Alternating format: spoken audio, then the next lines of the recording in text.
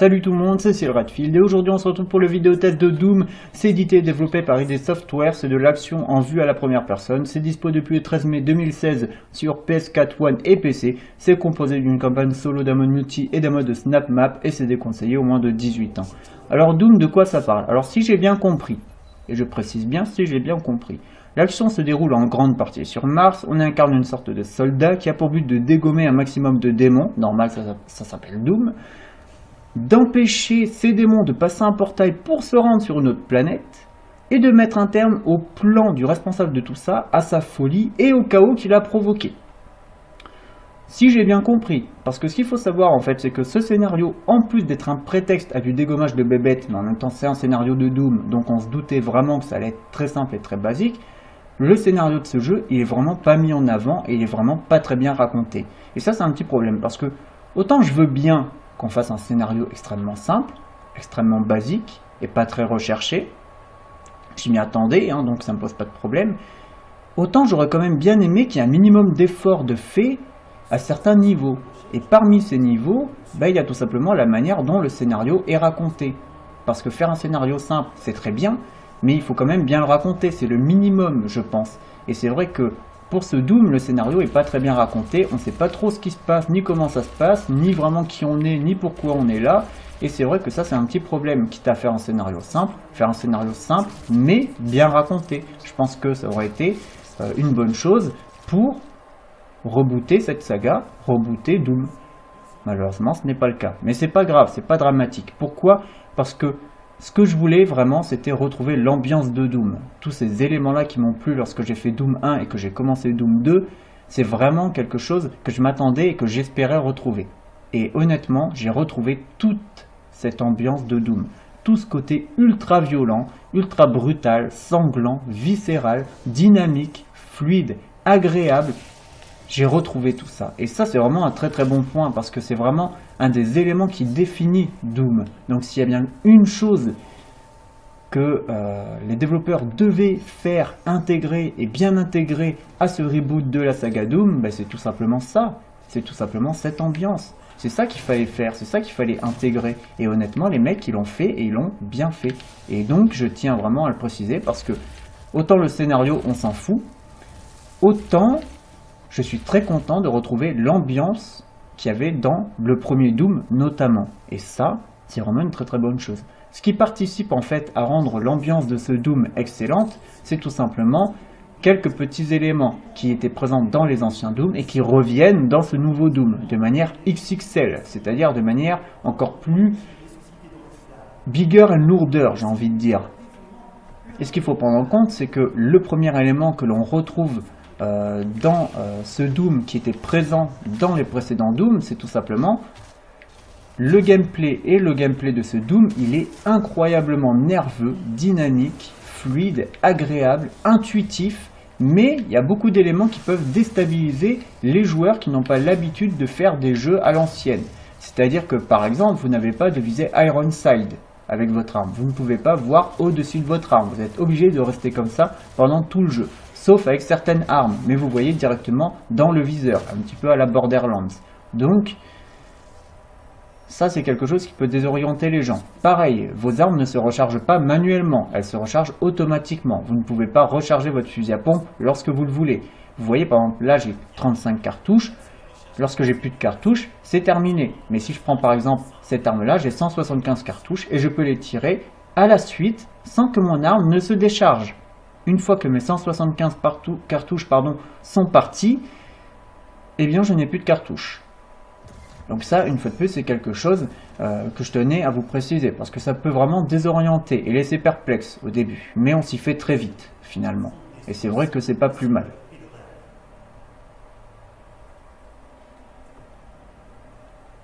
Ce gameplay, il est quand même enrichi de quelques nouveautés. Alors par exemple, vous avez le double saut que vous pouvez faire, qui est une nouveauté sympathique, mais qui va simplement servir à vous donner accès à des zones un petit peu loin ou un petit peu hautes. C'est pas quelque chose, je veux dire, que vous allez utiliser fréquemment ou régulièrement, parce qu'honnêtement, le double saut, voilà, il est pas, c'est une petite nouveauté, mais c'est pas une nouveauté vitale pour un Doom.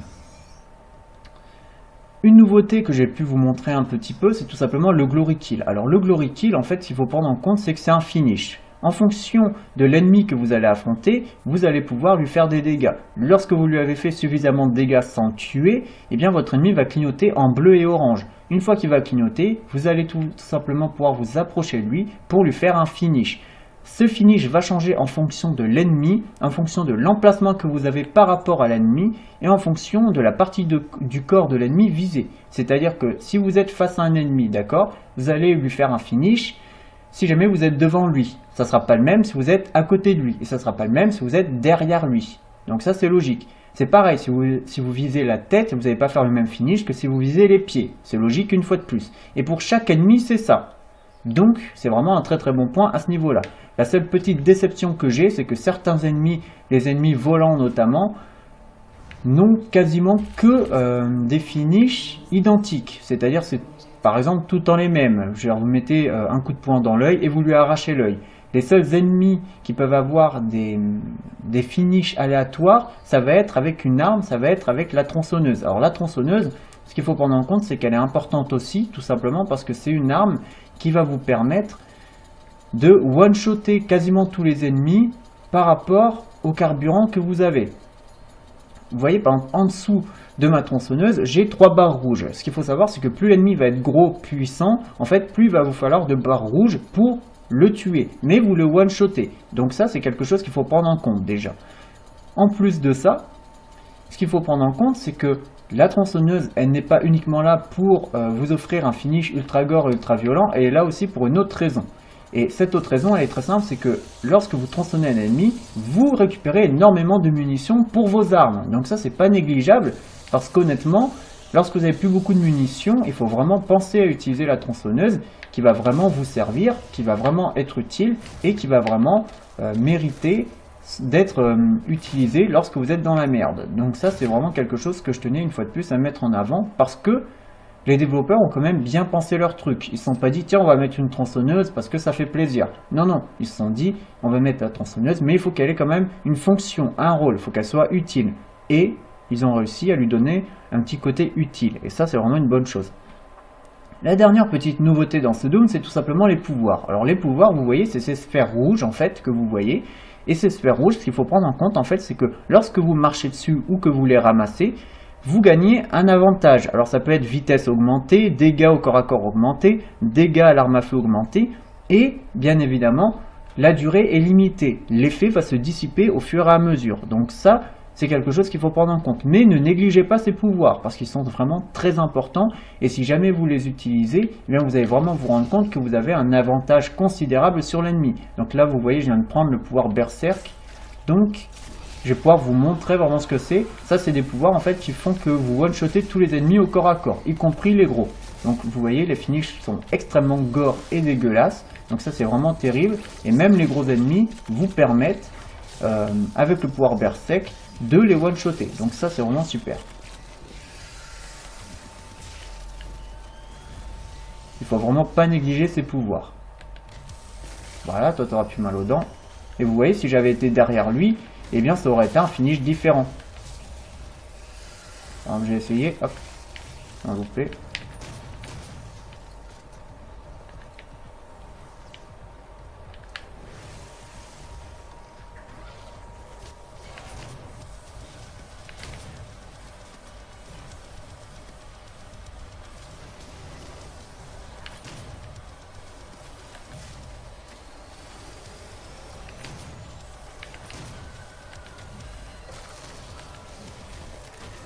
Voilà, ça c'est fait.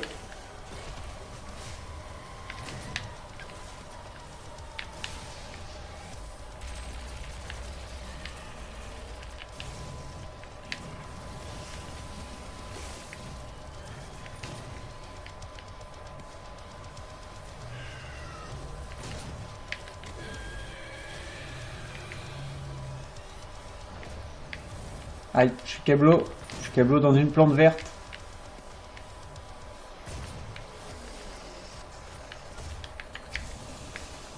Vous voyez, là par exemple, je n'ai pas suffisamment de carburant, donc je ne peux pas l'éliminer avec la tronçonneuse. Maintenant, j'en ai assez, et hop, je le coupe en deux.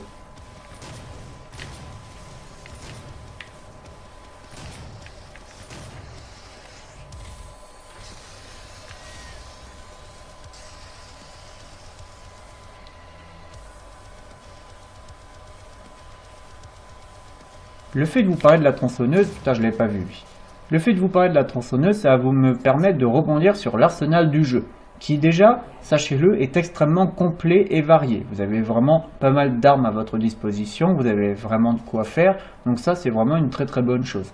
La majorité des armes du jeu sont tirées des précédents Doom, donc ça je tenais quand même à le préciser, parce que ça fait vraiment plaisir, parce que du coup ça rappelle aux joueurs des souvenirs qu'il a eu avec les Doom précédents. Il va se dire, ah putain, je me rappelle de cette arme quand je l'ai ramassée dans le premier Doom, à tel endroit, à tel niveau, avant d'affronter tel ennemi, et une fois de plus, ça fait écho au passif du joueur, et ça c'est vraiment une très très bonne chose. Il y a beaucoup d'éléments qui font écho au passif du joueur avec la saga dans ce jeu, et ça c'est vraiment quelque chose de positif.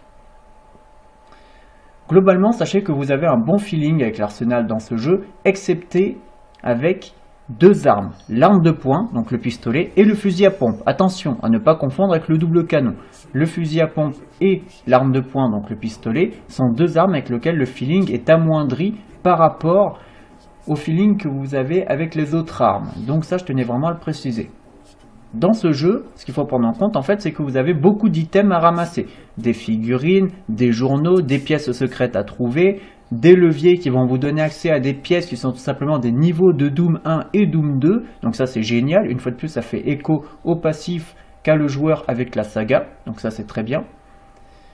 Ce qu'il faut prendre en compte en fait c'est que trouver tout ça va vous permettre de remplir une barre en fait qui est une barre de secret. Cette barre de secret, une fois que vous l'avez remplie au maximum, vous gagnez des jetons en fait, qui sont des jetons d'amélioration d'armes. Une fois que vous avez amélioré au maximum un de ces jetons, que vous avez rempli cette barre au maximum, vous gagnez le jeton et vous allez pouvoir améliorer vos armes. Ces jetons, vous les gagnez en faisant d'autres choses aussi. Ce qu'il faut prendre en compte, en fait, c'est que dans ce jeu, vous avez un certain nombre d'ennemis à éliminer. Vous voyez en haut à droite, il y a 5 sphères. Il y en a 3 vides, une partiellement remplie et une remplie complètement. Une fois que vous avez réussi à remplir complètement l'une de ces sphères, vous gagnez un jeton d'amélioration d'armes. Une fois de plus, ça va vous permettre d'améliorer votre arsenal. Ce qu'il faut savoir en fait, c'est que dans ce jeu, vous allez trouver des drones. Alors, les drones en fait, ils vont vous permettre de débloquer des modes d'armes. C'est-à-dire que vous avez, pour chaque arme, quasiment, 2 modes armes. Ces modes, en fait, lorsque vous allez les trouver, vous allez devoir choisir par rapport à votre arsenal que vous avez débloqué, le mode d'arme qui vous intéresse. Par exemple, là, vous voyez, vous avez rafale à compression et tir explosif pour le fusil à pompe. Le fait de choisir le mode d'arme que vous voulez vous permet d'avoir un tir secondaire. Ce tir secondaire peut être amélioré. Par exemple, le tir explosif, vous pouvez l'améliorer avec récupération rapide, gros boom et charge instantanée, avec les jetons. Donc ça, c'est quelque chose que je tenais à mettre en avant, puisque une fois que vous avez amélioré les 3 parties du mode, vous débloquez un défi. Le défi, c'est frappe fragmentée. Alors ça peut être, par exemple, tuer 3 ennemis en une seule explosion avec le lance-grenade. Ça peut être, par exemple, pour le double canon, tuer 2 ennemis en une seule salve de double canon. Vous voyez, une fois que vous avez réussi ce défi, vous débloquez la dernière amélioration du mode. Comme vous le voyez, j'ai amélioré tous les modes de toutes les armes. Donc honnêtement, j'ai pas chômé, je crois qu'on peut le dire. Ce qu'il faut savoir, c'est que dans ce jeu-là, en plus d'avoir 2 modes pour 2 armes, pour toutes les armes quasiment à améliorer, vous avez en plus de ça des éléments pour améliorer votre armure et votre personnage. Alors vous avez tout simplement des cellules d'argent à récupérer qui vont vous permettre d'améliorer votre santé maximum, votre armure maximum et la quantité de munitions que vous pouvez transporter au maximum. Ne négligez pas ces améliorations-là parce qu'elles sont importantes. Je veux dire, le fait d'avoir 200 de santé au lieu de 100, ce n'est pas négligeable. Le fait d'avoir 150 d'armure au lieu de 50, ce n'est pas négligeable non plus. Le fait de transporter 60 cartouches de pompe au lieu d'en transporter 20, ça ne l'est pas non plus. Donc ne négligez pas ces améliorations. Vous pouvez également améliorer votre armure Predator. Alors ce qu'il faut savoir, c'est que dans le jeu, il y a des gardes d'élite qui sont dispersés un petit peu partout dans chaque niveau. Ces gardes d'élite, en fait, lorsque vous les trouvez, vous débloquez des jetons qui vont vous permettre d'améliorer votre armure Predator. Alors ça peut être, par exemple, vous voyez, efficacité des pouvoirs, choc initial, lorsqu'un pouvoir se dissipe, une explosion se déclenche et inflige des dégâts. Lors de l'activation d'un pouvoir, la santé se remplit au maximum et augmente la durée d'activité d'un pouvoir. Vous voyez, une fois que vous avez amélioré tout ça pour votre personnage, vous débloquez la dernière amélioration qui est tout simplement l'amélioration globale de votre armure Predator. Et ça pour chaque compétence. Donc c'est très bien, ça vous donne des avantages non négligeables. Ne les négligez pas non plus. Vous avez une troisième amélioration en fait dans le jeu. C'est tout simplement les épreuves runiques. Alors ce qu'il faut savoir en fait, c'est que dans ce jeu, il y a des épreuves runiques à trouver. Alors ce sont tout simplement des défis, mais qui sont assez compliqués, assez retors. Parce que ça va être tout simplement des défis qui vont être basés sur le timing et la précision et la vitesse. Alors ça va être par exemple tuer 10 ennemis en 8 secondes. Vous allez vous dire, c'est simple, c'est très simple. Mais vous allez avoir des handicaps. Par exemple, si vous ne tuez pas un ennemi au bout de 1 seconde et demie, eh bien vous ne pouvez plus bouger. Ou vous n'avez qu'un seul point de vie. Ou les ennemis peuvent vous attaquer à distance. Donc vous ne pouvez pas tout simplement vous approcher trop. Ou les ennemis sont invisibles. Ou vous avez 10 secondes pour faire un parcours et vous récupérez 1 seconde à chaque fois que vous ramassez une sphère. Ça peut être que des défis comme ça en fait. Mais ce qu'il faut prendre en compte, c'est que les défis, même s'ils sont retors, même s'ils sont très compliqués, et il y en a vraiment, je me suis arraché les cheveux, je les ai recommencés 10 fois avant d'y arriver, pardon, eh bien, la récompense est à la hauteur du challenge. Parce que vous débloquez, une fois que vous avez fini l'épreuve runique, une rune. Cette rune, c'est tout simplement une amélioration, un avantage. Par exemple, vous voyez, aspirateur augmente la portée d'absorption des objets tombés. Lorsque vous tuez un ennemi ou lorsque vous êtes face à un objet, vous n'êtes pas obligé de marcher dessus, vous pouvez l'absorber d'un petit peu plus loin. Donc ça, c'est une bonne chose. C'est quelque chose d'assez agréable, assez sympa, qui n'est pas négligeable une fois de plus. Ce qu'il faut prendre en compte, c'est que chaque rune peut être améliorée. Par exemple, vous voyez, augmente la durée de confusion sur les démons. Eh bien, c'est-à-dire que lorsque vous faites des dégâts à un démon, il va clignoter avant de faire une glory kill. Eh bien, il va rester en mode confusion, donc en train de clignoter, plus longtemps. Et à chaque fois que vous allez faire une glory kill, vous allez améliorer la confusion. Une fois que vous l'avez améliorée au maximum, la rune devient orange et vous avez toutes les améliorations et tous les avantages de la rune. Donc ça, c'est vraiment une très très bonne chose. Tout ça, en fait, ça pousse vraiment à faire les défis d'armes, à fouiller les décors, à chercher des secrets. Et en plus de ça, ce qu'il faut prendre en compte, c'est que ce n'est pas négligeable. Parce que vraiment, ça vous donne des avantages qui sont très importants et qu'il faut vraiment prendre en compte. Parce que ça va vous donner un avantage sur l'ennemi. Puisque ça va vous permettre d'améliorer votre personnage et votre arsenal. Donc, ne négligez pas toutes ces petites améliorations et tous ces petits secrets à récupérer. Vraiment, c'est quelque chose que je tiens à préciser. Parce que le fait d'être comme je suis, c'est-à-dire quelqu'un qui aime fouiner partout pour récupérer un maximum de choses, ça m'a beaucoup aidé lorsque j'ai fait ce Doom. Ce qu'il faut prendre en compte aussi, c'est que chacun des niveaux que vous faites dans le jeu contient des défis. Alors ça va être des défis du style, par exemple, effectuer tant de finish sur tant d'ennemis, trouver tant d'items secrets,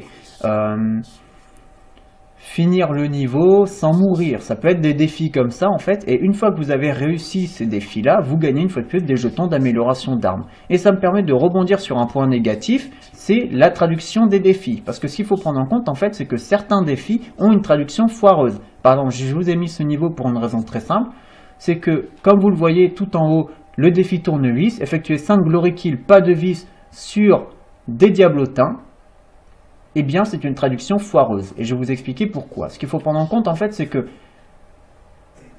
la traduction de ce défi vous dit d'effectuer un glory kill d'un certain type sur un ennemi précis. Mais dans les faits, ce n'est pas le bon ennemi en fait. C'est-à-dire qu'ils ont dit qu'il fallait le faire sur des diablotins, mais en vrai ce n'est pas sur des diablotins. C'est sur des possédés ou sur des âmes perdues qu'il faut le faire. Et vous voyez, ça prouve bien que la traduction française, malgré le fait que les défis soient intéressants, la traduction française des défis en elle-même est parfois assez foireuse et vraiment à la limite du grotesque sur certains points. Et c'est vrai que lorsqu'on recommence un niveau 3-4 fois parce qu'on est vraiment quelqu'un qui veut réussir un maximum de défis et trouver un maximum d'objets avant de finir le jeu, eh bien, on se rend vite compte que c'est pénible de se retrouver face à un défi qui n'est pas bien écrit, pas bien traduit, et ça, c'est vraiment un point négatif. Le jeu est servi par un level design purement excellent, mais vraiment excellent, il n'y a pas d'autre mot. Le level design est tortueux, tordu, il y a vraiment beaucoup de coins, de recoins, de secrets, de pièces secrètes à trouver, donc ça, c'est vraiment super. Le level design est excellent et surtout ce qu'il faut savoir en fait c'est qu'il joue vraiment à la fois sur l'horizontalité et sur la verticalité.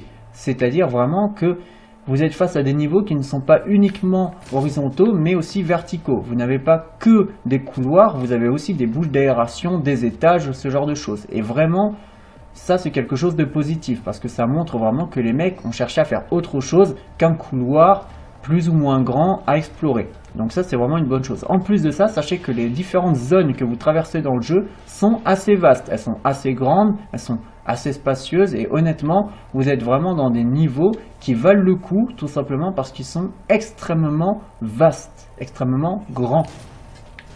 Et ça, une fois de plus, c'est un point positif.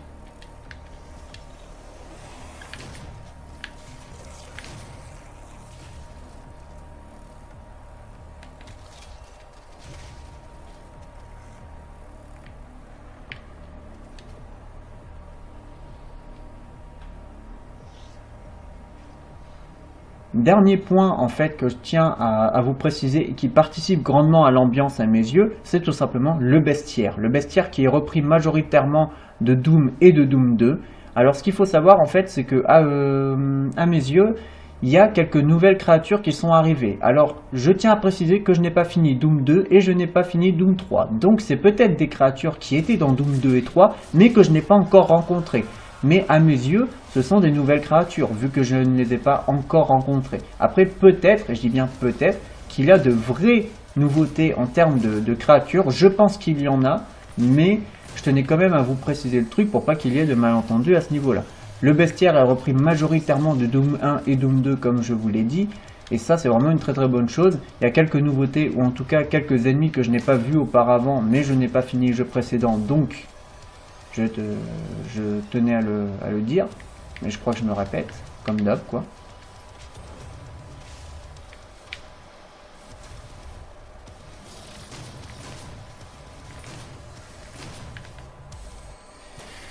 Mais voilà pour ce qui est du bestiaire.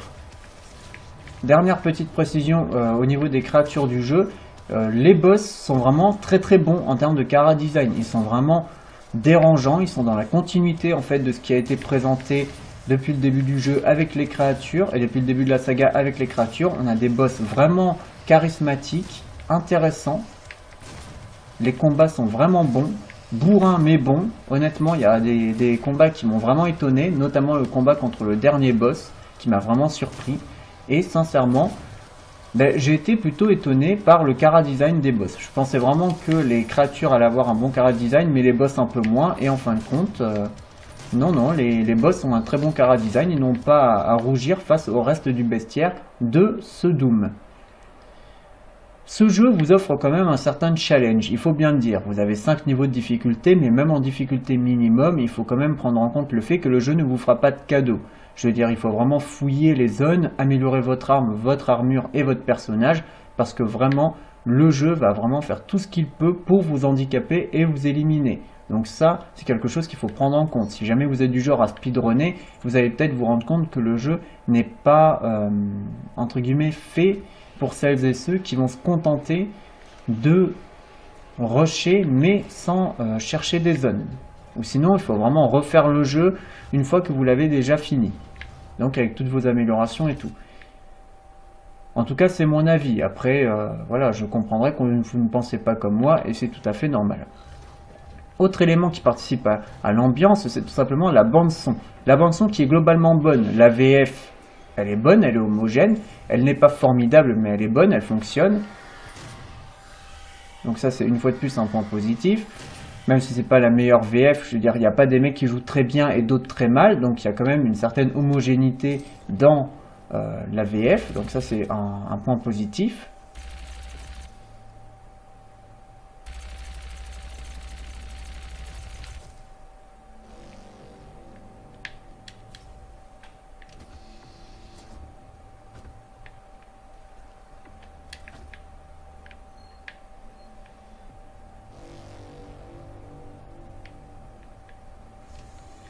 Le reste de la bande son n'est vraiment pas en reste, les bruitages sont excellents, je veux dire les bruitages d'armes sont très bons, Les bruitages, je veux dire, de cris des créatures sont très bons aussi, donc ils n'ont pas à rougir à ce niveau-là. Moi, le seul petit problème que j'ai, en fait, c'est tout simplement, j'ai cru que j'allais mourir, c'est tout simplement le fait que certains cris de certaines créatures m'ont fait penser aux cris des nécromorphes dans Dead Space. Et il y a vraiment des moments où je me disais, ah c'est marrant, c'est pareil. Il y a d'autres moments où je me disais, non c'est pas pareil, c'est exactement les mêmes. Donc ça c'est peut-être quelque chose qui m'a dérangé, parce qu'attention, faire quelque chose de similaire c'est bien, mais il faut pas trop copier non plus. Et c'est vrai que là, au niveau des cris de certaines créatures, je me suis dit que c'était limite du copiage à ce niveau-là, et c'est peut-être pas forcément respectueux pour les mecs qui ont fait Dead Space tout simplement.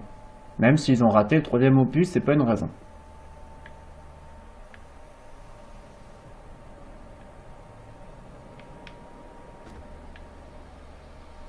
Pour ce qui est des musiques, sachez que là je suis assez partagé. C'est-à-dire que je trouve que les musiques en elles-mêmes, elles sont bonnes, elles vont très bien avec l'ambiance, c'est des musiques rock, donc ça va très bien avec Doom, mais 10 heures de musique rock, je vous avouerai que ça lasse quand même pas mal. Et c'est vrai qu'au bout d'un moment, j'en avais marre. Je me suis dit, à ce prix-là, autant enlever carrément les musiques, parce que 10 heures de rock, c'est quand même assez pénible au bout d'un moment. Il faut dire ce qui est. Je veux dire, au bout d'un moment, ça saoule en fait, ça lasse. Et c'est vrai que c'est peut-être un petit problème que j'ai avec les musiques, c'est que malgré leur qualité, eh bien, elles sont peut-être un peu lassantes sur le long terme et un petit peu saoulantes sur le long terme. Mais elles restent quand même bonnes et bien composées et bien intégrées au jeu et complètement dans l'ambiance bourrine, violente et limite dégueulasse en fait du jeu. Donc ça fonctionne quand même très bien, mais sur le long terme ça saoule à force.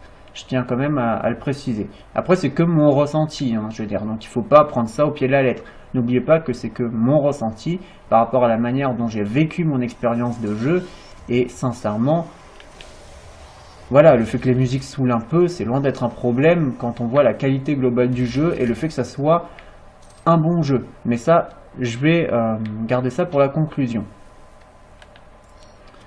Sur un plan purement technique, je tiens à préciser que le jeu, globalement, il est beau. Ça passe, honnêtement, c'est pas hideux, c'est pas dégueulasse. Je me suis pas dit, putain, le jeu, il a 20 ans de retard. Honnêtement, non, ça fonctionne quand même très bien. Techniquement, ça passe et ça passe quand même relativement bien. Malgré tout, il y a quand même beaucoup de problèmes qui nuisent un petit peu au jeu sur la partie technique. Je vais prendre un exemple très simple, mais il y a de l'aliasing, il y a beaucoup de textures dégueulasses, et en plus de ça, ce qu'il faut prendre en compte, c'est qu'il y a beaucoup d'effets de flou sur beaucoup d'éléments du décor. Et moi je trouve ça un petit peu dommage, parce que c'est vrai que là on est sur PS4, et j'aurais aimé que le jeu soit peut-être un petit peu plus fin, et éviter d'avoir ce genre de choses, vous voyez, des textures floues, et des choses un petit peu dégueulasses. J'aurais aimé que tout soit un petit peu plus fin.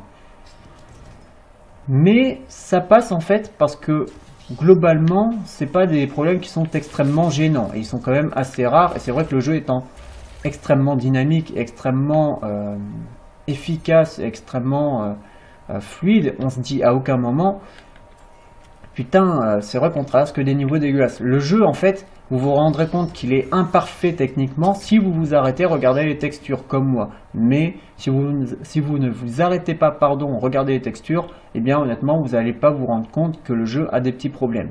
Excepté sur un point.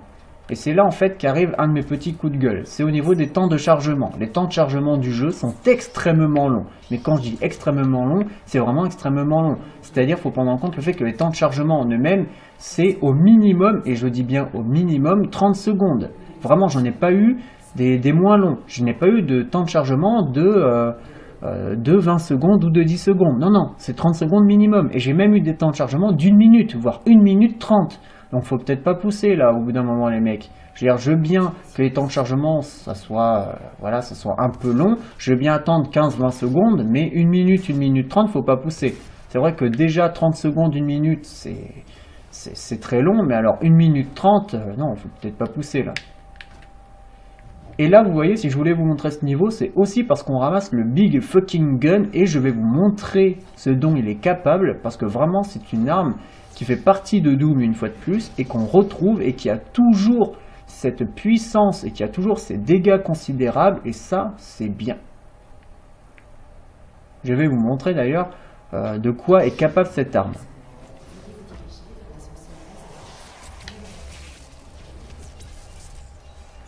Bon, ben, je crois que tout est dit, hein. Tout est dit, cette arme est efficace, mais Pour finir un petit peu avec le jeu, avec la campagne solo, je vais tout simplement vous dire que le jeu a quand même une bonne durée de vie. J'ai fini le jeu en 10 heures, voilà. Mais ce qu'il faut prendre en compte derrière, c'est que je l'ai refait. Je l'ai refait pour améliorer tous mes modes, toutes mes runes, toutes mes armes, trouver tous les items, débloquer un maximum de trophées. Là, je suis à 90 ou 91%. Donc, on peut pas dire que le jeu, malgré sa durée de vie, entre guillemets, que de 10 heures, soit avare en contenu et en rejouabilité. Non, loin de là. Le jeu est suffisamment fun pour que j'ai eu envie d'y rejouer. Il y a suffisamment de contenu pour que j'ai eu envie d'avoir ce contenu, de faire ce contenu. Donc ça, c'est vraiment très bien. Et en plus de ça, il y a une bonne ambiance, il y a un bon gameplay, il y a pas mal de contenu. Et ça, c'est vraiment un gros point positif parce que ça pousse tout simplement le joueur à revenir dans ce Doom. Et c'est plutôt quelque chose de positif.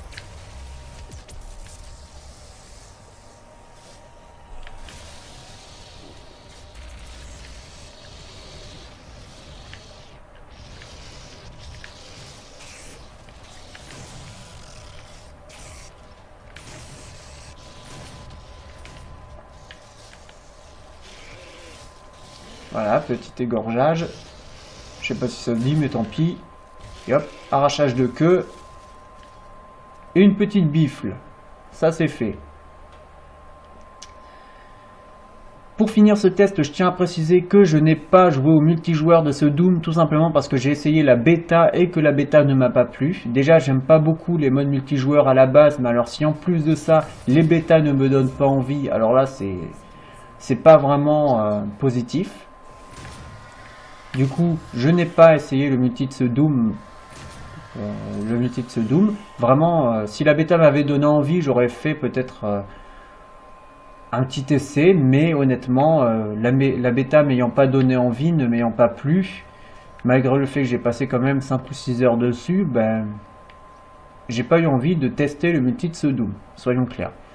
Par contre, un élément intéressant, c'est le mode de Snap Map. Alors le mode de Snap Map, il est intéressant parce qu'il est très complet. En fait, ça vous permet de créer des niveaux et de partager les niveaux avec les autres personnes qui font des niveaux de Doom, qui jouent à Doom. Donc ça, c'est vraiment super sympa parce qu'il y a vraiment un côté partage de niveaux. Tu peux t'inspirer des niveaux des autres, tu peux essayer de faire quelque chose de similaire tout en faisant quelque chose, je veux dire, qui finalement rende honneur à ce qu'ils ont fait, ou tu peux faire quelque chose de complètement différent, tu peux faire quelque chose qui fasse penser un petit peu à des niveaux des anciens Doom, donc ça c'est très bien. Je veux dire, honnêtement, le mode Snap Map, c'est vraiment une petite surprise. Je trouve qu'il est bon, il est agréable, il est complet, il est efficace, et sincèrement, c'est vrai que je pense que la campagne solo, elle vaut le coup. Le multi, je l'ai pas testé parce que la bêta m'a pas plu, mais je suis pas sûr que ça soit terrible, mais vraiment le mode Snap Map, je pense que c'est quelque chose qui peut vraiment donner envie aux joueurs qui ne sont pas très intéressés par Doom, mais qui aiment l'ambiance et le gameplay, de créer des niveaux spécifiques dans l'univers de Doom. Donc ça, c'est vraiment une bonne chose. Pour conclure ce test, que dire sur ce Doom? Si ce n'est que c'est un bon jeu et c'est une bonne surprise, sincèrement. J'ai bien aimé ce jeu, j'ai bien aimé l'ambiance, j'ai bien aimé le gameplay, j'ai bien aimé tout ça, mais surtout je tiens à préciser que c'est un excellent Doom, vraiment, on retrouve tout ce qui a fait de Doom une saga culte, et ça c'est génial, c'est super, en plus d'être un bon jeu, c'est un excellent Doom, donc vous l'aurez compris, c'est super, je me répète, mais c'est vraiment pour vous faire comprendre que le jeu en lui-même, il est bon, pas exceptionnel mais bon, mais en tant que Doom, par contre, il est excellent. C'est une nuance que je tenais à apporter. Et surtout, pour finir ce test, je vous remercie d'avoir regardé cette vidéo. J'espère qu'elle vous a plu. N'hésitez pas à partager vos expériences de jeu dans les commentaires et vos ressentis dans les commentaires. Petite précision, restez jusqu'à la fin du générique. Parce que le générique de fin, il est excellent. Il met en avant votre personnage en train de tuer des trucs. Il y a un petit peu d'humour, un petit peu d'éléments comme ça assez drôles. Il y a d'ailleurs pas mal de clins d'œil et d'easter eggs dans le jeu. Et sincèrement, ça c'est super. Donc, je vais finir cette vidéo sur une phrase très simple. Jouez à Doom parce que c'est excellent. Salut!